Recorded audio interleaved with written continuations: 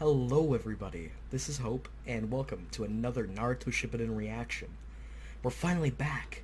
It's only been like, what, 2 or 3 weeks? I apologize about that.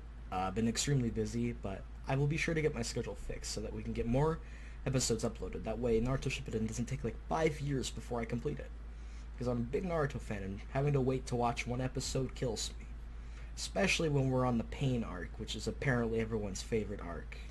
I mean, it's a majority of people's favorite arc, but last time I cried like a bitch, that episode destroyed me. That was really just completely just heartbreaking, heart-wrenching. Good lord, this show knows how to break you. That's for damn sure. I'm ready to see how everyone moves forward with the news of Jiraiya's death, and if we're gonna go, what's gonna happen next, because Pain's still out there. Madara is still out there. Sasuke is wanting to literally fucking destroy the Leaf Village, so let's go ahead and get started, why don't we? Alright everyone, that was Naruto Shippuden, episode 153, and goodness, this is the best episode in this reaction series so far, easily.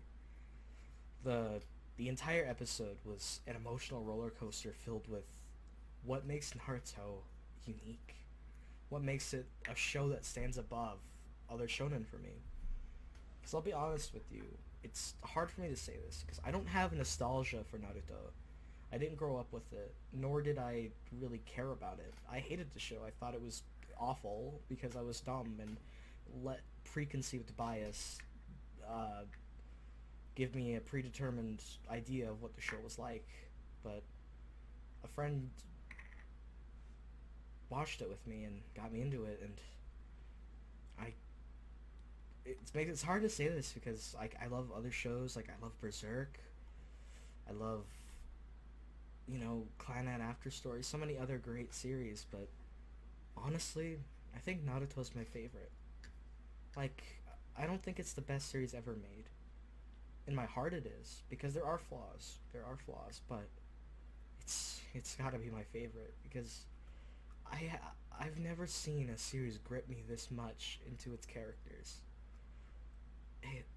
It's wonderful, and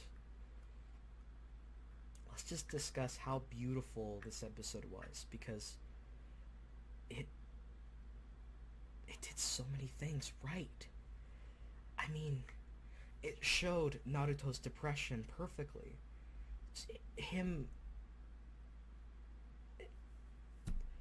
Seriously, the animators really took attention to detail with how they drew Naruto. Make him look just utterly despairful. It was... I could see it. I could feel it just by looking at him. Just by seeing his mannerisms. And seeing Iruka Sensei, good old Iruka, offer to catch up with Naruto and get some ramen, and Naruto would just be like, no thank you, and then just walk away. You'd never see that. You've never seen that before. This is the first time we've seen Naruto do that. Say something like that so bluntly and just walk away. It's such a nice change of pace, and it makes sense. It feels real. Like, I feel so connected to him on this emotional level, because everyone lost Jiraiya, but we, the viewer, lost him too. Because we loved him. We loved Jiraiya. Who doesn't love Pervy Sage? He's just a good man, and it's not going to make it any easier to go through the rest of the series without him, but like Asuma, we gotta have our own successors, right? Like Shikamaru said. I also have to say that there was some comedy in this episode, which was sprinkled in marvelously, because in order to relieve the just gut-busting sadness, of course, a series will put comedy to alleviate that feeling, but it didn't feel forced here. It felt adequate, like realistic. Especially the Tsunade Jiraiya code with the 106, the 106 centimeters bust size. That is such a Jiraiya thing. You laugh because it's exactly how Pervy Sage is. that's pervy sage. There's nothing you could say about it, and it's wonderful. I like. Goodness. So when I said what is this code could mean? Anything that you could think of that Jiraiya would think about. Boobs. I said, and then what do you know? Also, that Tsunade press physics was fucking hilarious. Good grief. I also cried again this episode because, this show's pretty good at doing that. Like, I've cried, like, probably dozens of times throughout this whole series. I'm including OG Naruto as well. But the lighting in this episode and last episode, because we didn't get to see, like, at dark nighttime, but Naruto leaving the house to just go to the store and get some popsicles is like, he's trying to make himself feel better, and that's the only thing he could think of. But the lighting and just the solemnness of the scene without any music, it felt like you were truly isolated with him, and it just, oh my god. And that line is gonna stick with me for a long time. I wanted him to see me become Hokage. Because I didn't even think of that. Naruto is gonna become Hokage, but Jiraiya's not gonna be able to see it. Maybe from up above, but not in real life. And that's truly, truly heartbreaking.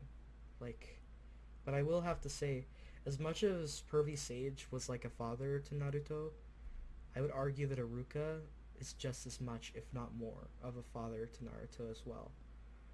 Because from the beginning of the series, Iruka was always there.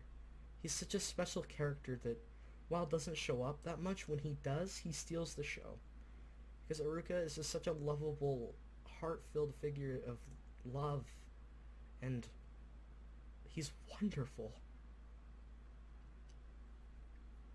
That whole scene with Naruto's tears, oh man, like, good grief.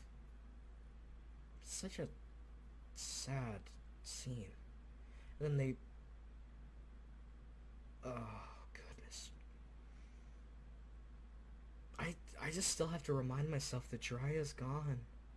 Itachi's gone. Asuma's gone.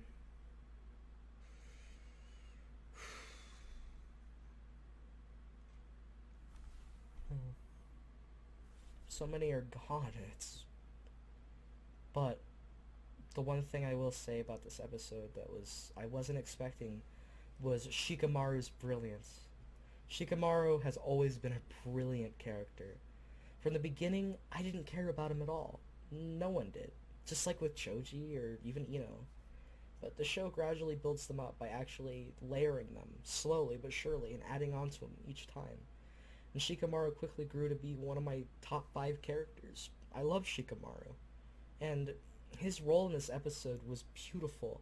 To juxtapose someone who had just gone through the same ordeal as Naruto, but had figured out how to go on with it and keep on living, as the person to help Naruto with his sadness, is poetic. Because seeing Kurenai and Naruto being like, "Did you eat too much barbecue? You're fatter than Shoji." That's the innocence and love and just hilarious we love from the knuckle-headed ninja. You can't expect any less from him. And it's just what Naruto needed to see. And the fact that Shikamaru is going to become a teacher to that kid makes me so happy. Because it's just, Asuma would be proud. Asuma is proud. I know that Asuma can rest because of Shikamaru. Shikamaru acknowledging the fact that sitting around and doing nothing isn't going to change it. And we have to, instead of being the successor, we need to have successors. And be the cool teacher just like they were. We need to become that. And we can do it. And Shikamaru has always been a bro. Like, the biggest bro in this series. Like, easily. With Choji in OG Naruto, and even, we've seen some great Choji and Shikamaru bro moments, but Naruto and Shikamaru brotherhood is just God, it's so great. That's exactly what Naruto needed, and I couldn't have had it any other way. That whole speech, Naruto's smile acknowledging, like, you're right, Shikamaru. I understand what you're telling me, because I don't think anyone else could have struck a chord like that with Naruto. Nobody else. Maybe you could say Kakashi Sensei, even Sakura, but no, it had to be someone like Shikamaru. Someone that you didn't expect. And that in itself is just amazing. God, what? This episode's a 10 out of 10. Like, I'm not kidding. I don't see any flaws. There were no pacing issues. None. Not a single. It was just bam, bam, bam. We kept going. The framing of the shot composition was on point. The lighting, the texturing, the coloring, the animation was all well done. There was comedy mixed in, but it was not intrusive. And oof, love this show so much. Alright, I'm gonna say Naruto is probably my favorite anime of all time. Don't hate me for this. It's just my favorite. I don't think it's objectively, like, flawless. I mean, the only series that I could think of are, like, almost flawless. As flawless as you can get to are, like, Berserk and Monster. But those are completely different genres, right? But Naruto's gotta be my favorite. And I'm so glad for any of you that stayed this far for watching and listening to me babble on about this show. Thank you so much for watching if you stay this far. I really appreciate it so much, and I hope you're excited for some more, because I am. I can't wait to continue, because I know there's gonna be non-stop greatness up ahead. So thanks for watching, and, well, I hope you have a wonderful evening, night, morning, wherever you are. And thank you.